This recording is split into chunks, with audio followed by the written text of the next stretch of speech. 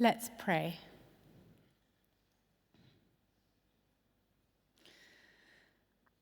Lord, thank you for these minutes together now and these words. Thank you that you are good. Help us today to learn more about your perfect love, which casts out all fear. Amen.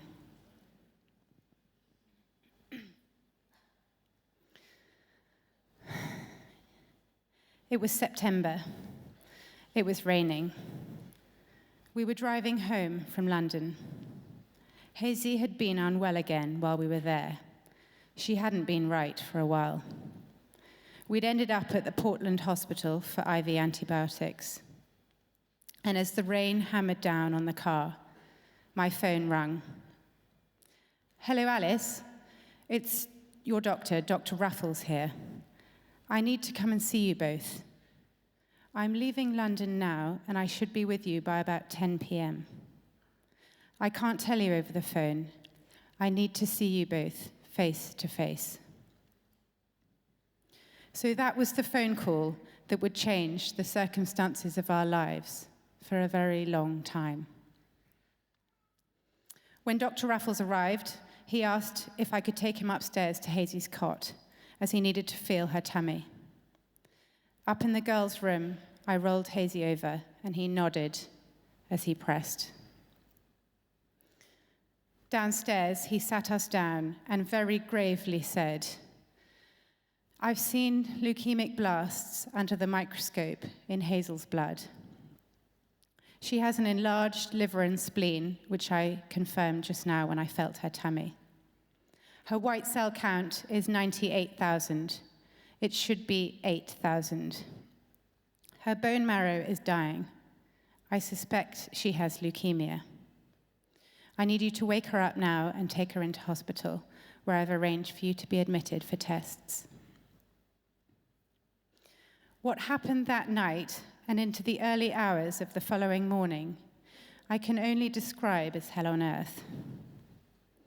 The instinct to want to donate limbs, if it would take away your child's helpless screams and terror, is something to which I'm sure many of us can relate. At 2 a.m., it was clear we needed to be transferred to another hospital, so I went in the ambulance with Hazy, while Paddy followed behind in his car, tears streaming down his face. I forgot to add, I was 8.5 months pregnant. 10 days and 10 nights we were there in that room, with no window. 10 days and 10 nights of tests and not knowing. Until finally, a knock on the door, 2 doctors walked in and announced our daughter's diagnosis. On the 5th of October 2015, Hazel was diagnosed with juvenile myelomonocytic leukemia, genetic type PTPN11, a cancer of the blood which only affects 1 in 3 million children, and for which they imagined the only cure was a bone marrow transplant. Double Dutch. Shock, utter disbelief, and fear. Hard in a vice, fear. How could things have changed so drastically? We had a plan. Relocate from poolside life in Singapore, move to the countryside, get the kids into the local school, walk the dog, and have another bouncing baby. But now, we were off-roading into the darkest abyss we'd ever faced, and there was nothing we could do to stop it. At some point, the reality is that we will all experience challenges. Challenges are not elective courses we choose in the University of Life. They are simply a part of the national curriculum. These challenges we face can be devastating. They can also be the everyday frustrations that constantly wear us down. I can only imagine the struggles and fears being faced today. There could be life-threatening illness in your family, or even in you at the moment. There could be loneliness, especially now when people read Christmas as shorthand for family. There's the crushed career, a ruined relationship, a dashed dream. There's baby blues, weariness, and overwhelmment, financial strife, depression, and the soul-destroying daily grind. All these things, and many more, have the potential to paralyze us and make us feel like we just can't cope. But what I am learning through my story with Hazy is that God has put within all our stories the tools to access freedom within our trials, which helps us cope.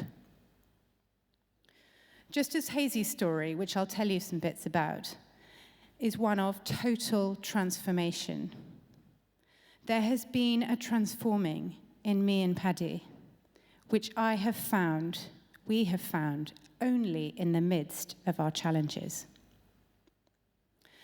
And so, while I don't pretend that what we have experienced is anything like the scale of hopelessness that bombards our newsreels daily, what we have grappled with is teaching Paddy and me that we have decisions to make during tough times. And these decisions are crucial as they determine not only whether we'll make it through with our faith, relationships, even our sanity still intact, but they also help transform us. And the more we are being transformed, the more we are learning to cope. A few weeks after Hazy's shock diagnosis, I had to take her in to have a Hickman line put in, which is 2 tubes placed in a main vein leading to the heart. Baby Wilbur had just been born, and he was no more than 2 weeks old. So after a standard night of feeding at midnight, 2 a.m., 4 a.m., I had to leave the house at 6 a.m. with my newborn baby and my toddler who had leukemia, who was nil by mouth pre-op, get to the hospital, find the pediatric surgical ward somehow for 7 a.m. The baby screamed the entire way there. He was not one of those babies that did what it said on the tin. I stopped to panic feed him in a lay-by on the motorway, then again in the hospital multi-story car park, then again in a corridor. There was the frantic feed. And all the time, Hazy, wretchedly ill, and about to go in for major surgery to permanently fix her with plastic so she could have ease of access for chemotherapy because she had cancer. I couldn't cope. Prior to her diagnosis, she was ill on and off for 6 months. Obviously, no one knew why yet. At one point, they said she had chickenpox. Of course, it was leukemia, but we didn't know that. I cried the whole way home, clutching my bottle of calamine lotion for the spots, fearful and hopeless, thinking, how on earth am I going to cope with chickenpox? Crazy to think that a matter of weeks later, I would be driving home with a bottle of chemotherapy. But as I'm learning now, the emotion of fear and hopelessness in and of itself is not wrong. It's partnering with it. That's when we're being stitched up. Because fear is the number one tactic the enemy uses to cut us off from usefulness in God's kingdom. When I worry, and I can worry, I become totally self-absorbed, and I take my eyes off what God is doing, feeding the fear and fueling the downward spiral. When it was confirmed that Hazy would need a bone marrow transplant, an international search was launched for a donor to donate their stem cells. We had 6 months to find one, they said, until it would be too late. Our search took 6 months. I remember one evening during those long months of waiting, sitting in the kitchen, sobbing. My 8-week-old baby asleep in my lap, Hazy in hospital with Paddy, no donor, a newborn who I was going to have to leave soon when the donor was found, as we'd just learnt that siblings aren't allowed in the room for the entire 3-month transplant process. Romy, our then 3-year-old, regressing and desperately needy. It all felt hopeless. I couldn't cope. This was not what I planned for my family. God, why is this happening? Well, what I'm coming to see is that making a mental list of why, yes, it gives me a sense of owning my problems, but I don't actually make any progress. Even if we had the answers, it doesn't lessen our pain or suddenly make our challenges surmountable. Why has my friend got dementia? If I knew the answer, would I feel less stricken about it? Why has my son failed his entry exam to our dream school? If I knew the answer, would I suddenly stop lamenting the loss of our perfect plan? No. So asking why doesn't solve things. In fact, a lack of answers only feeds a sense of entitlement. And what generally happens with me is when entitlement grows, it leads to bitterness. But Jesus offers another approach I can choose, which is how. How might this situation be used to display God's glory?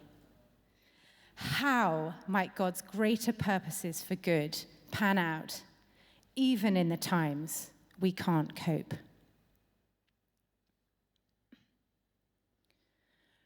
When you go through a bone marrow transplant, you live in an isolation room with your parents, and the patient is not allowed out for 3 months. The room has an antechamber where you have to wash your hands up to your elbows, put on a plastic apron, and a red light flashes to tell you that the air you now stand in is bug-free and you're ready for access. You then proceed through a second door, which gets you into your isolation room. This process is repeated every time you come in and out. Every day and throughout the night, Hazy was wired up to machines, pumping drugs and supplying her with nutrition and fluids. The chemo protocol she had gave her something called veno-occlusive disease, a liver disease, a byproduct so toxic it can be fatal. The immune system is wiped, and she got double pneumonia twice. The chemo strips the mouth, esophagus, and gut and causes membrane breakdown from tongue to bottom, rendering the child unable to eat and on a 24/7 morphine pump. Without any immunity, the medical position is that this type of chemo can kill the cancer, but the chemo can also kill the patient.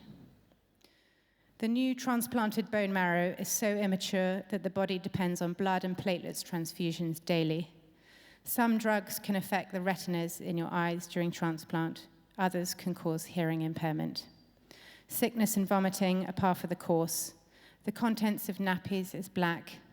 Every night, you have to bath her, attached to a beeping pump of machines. Every movement of the water agonizes her body and breaks your heart.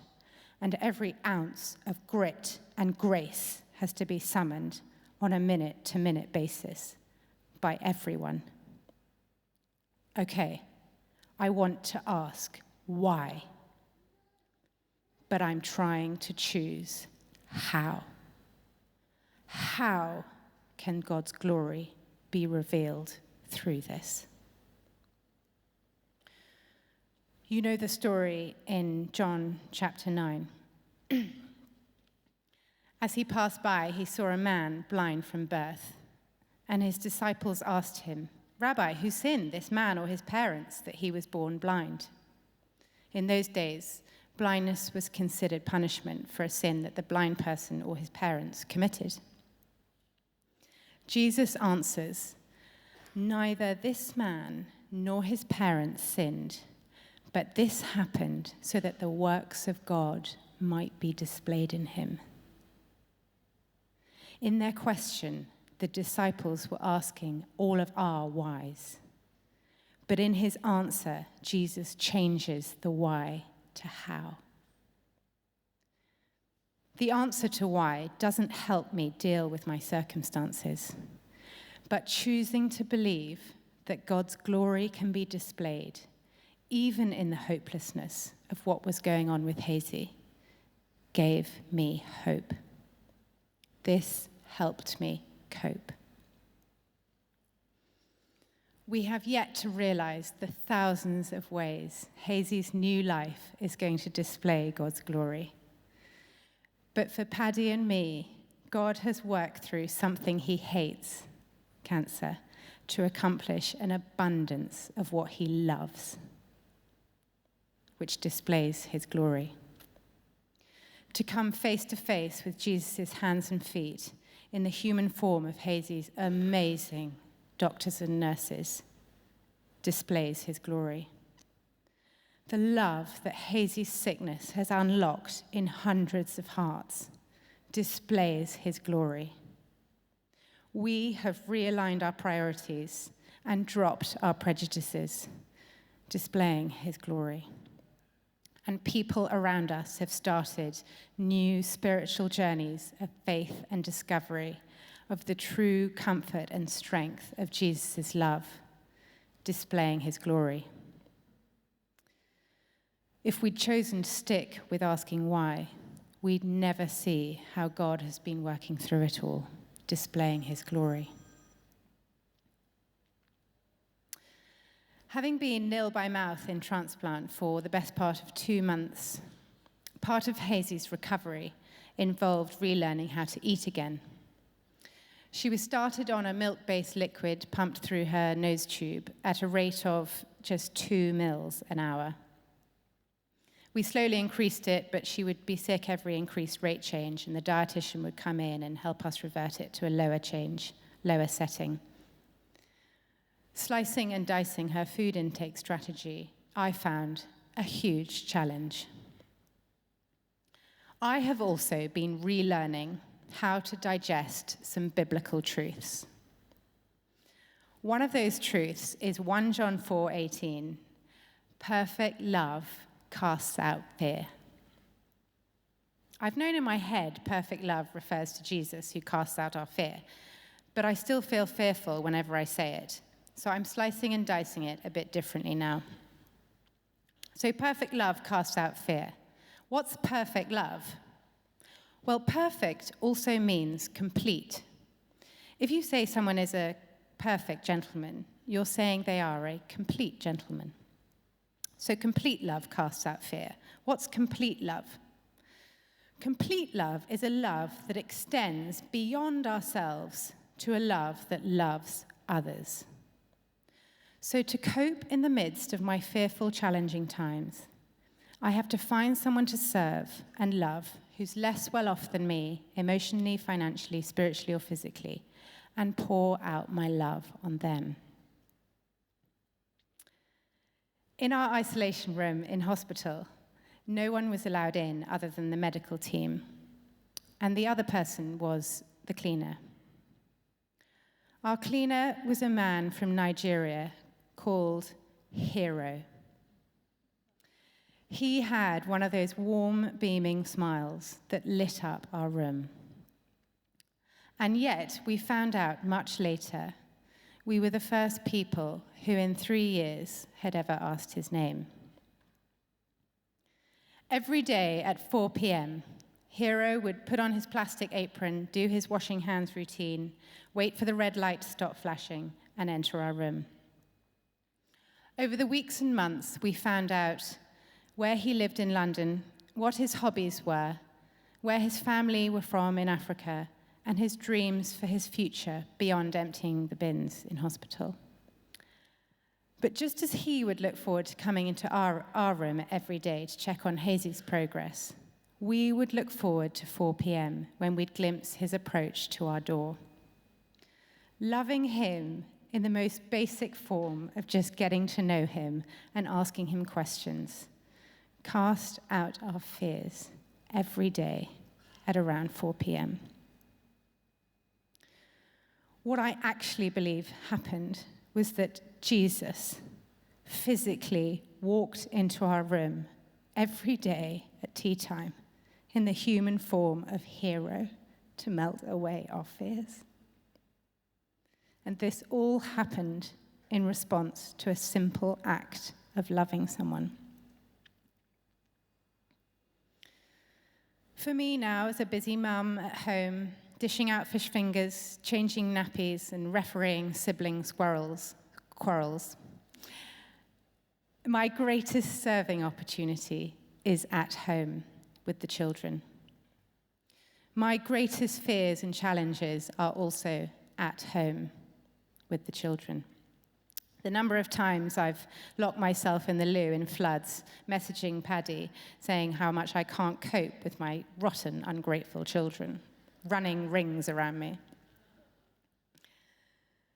So in practice, if I can dote on Romy while she's doing her reading, without checking out and checking my social media feed, she might feel a little bit more content, therefore giving me less hassle and reducing my fears that I'm a failing mother. If I can spend 5 minutes before the children wake up, thanking God in the kitchen that his mercies and riches are new every morning for each child, I might feel a tiny bit less frazzled when they're all crying at once because we've run out of crunchy nut cornflakes. And as the slavery abolitionist Christine Keynes' thought for the day today reads, "The highest calling we'll ever have is to serve the Lord. And serving cancels fear." I pray I can choose to use perfect love, serving love, to cast out fear in my everyday, serving God, turning my love to others, serving as a mother, and watch my fears crumble.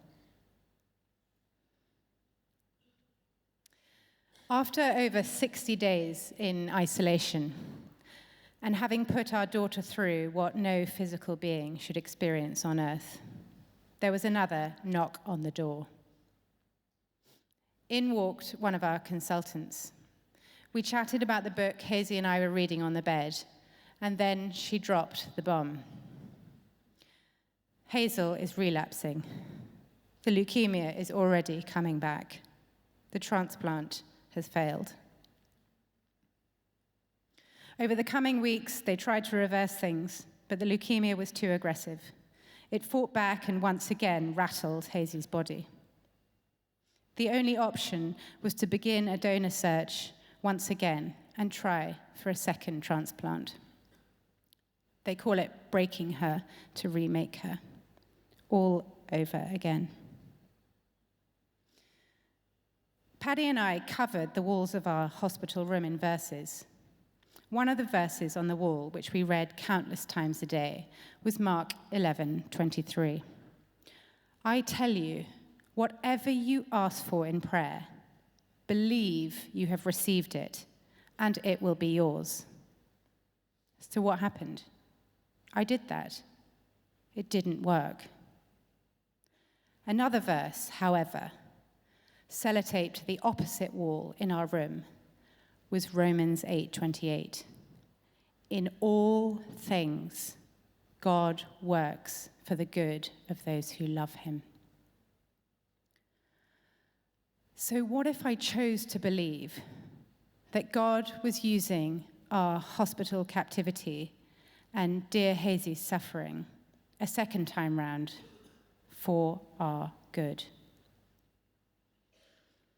When our prayers for Hazy's healing were seemingly denied and she relapsed, God had a plan for our good, which took us even deeper into anchoring our hope in his truths. A plan for our good to show us again that without him, we won't be able to cope. A plan for our good, to fix our relationship with him first, and then fix our problem. Not to say that God is in the business of allowing bad things to happen so he can make me get to know him better. Not at all. But if sin entered the world, cancer came with it. And God is in the business of turning what the enemy means for evil to good. So Hazy went on to have a second transplant.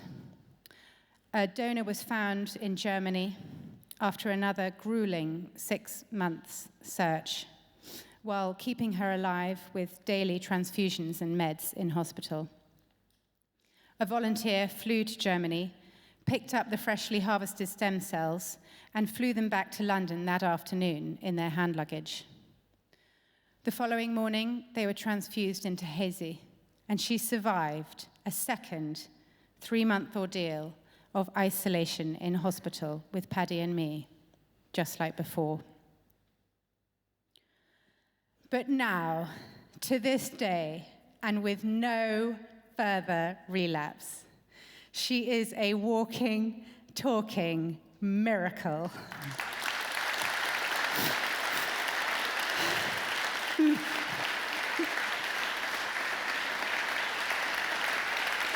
Hazy has been transformed. She has had a second chance in life. And we too are being transformed, thanks to our German 29-year-old, nameless, soulful donor, Hero. Hero, our cleaner, met us once again every day at 4 p.m. That is, Jesus, the real hero, opened the door of our room in the form of our dear friend, Hero, the cleaner, and met us daily in our suffering, showing us the crucial decisions we can choose to make in a crisis, to choose how instead of why, to choose to love others, to cast out our fear, and to choose to believe God works all things for our good. And so I want to pray with you all now. I want to pray for a new revelation for us all of this Jesus, who is the ultimate hero in all our stories, whatever we're facing. And maybe for some people here today or who are watching, this is the first time they've properly met this hero.